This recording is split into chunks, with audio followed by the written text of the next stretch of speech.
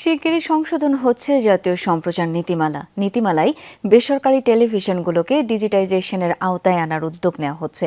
সচিবালয়ে তথ্য সচিবের সঙ্গে টেলিভিশন মালিকদের সংগঠন অ্যাডকো এবং কেবল অপারেটরদের সংগঠন কোঅপের নেতাদের বৈঠকে সম্প্রচার নীতিমালা সংশোধন নিয়ে আলোচনা হয়।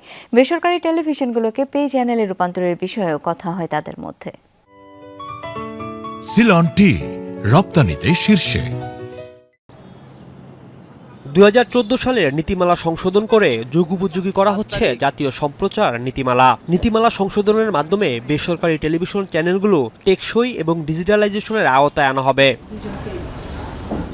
তথ্য সম্প্রচার সচিব মাহবুবা ফারজানার সভাপতিত্বে অনুষ্ঠিত বৈঠকে অনেক সংশোধনীতে একমত হন সংশ্লিষ্ট পক্ষ।